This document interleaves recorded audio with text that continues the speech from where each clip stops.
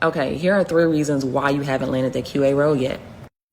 1, your resume is not competitive enough. You are telling a story that I'm just a front-end tester and I don't know nothing about automation. I don't know nothing about SQL. I don't know nothing about API testing.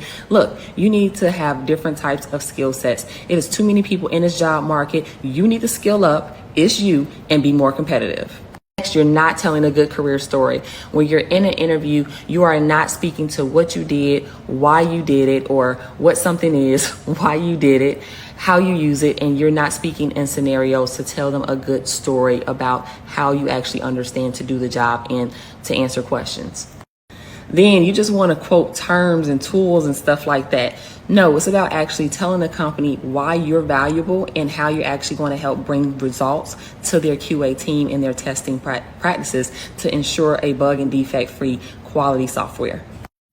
And my favorite, all you're doing is hitting that easy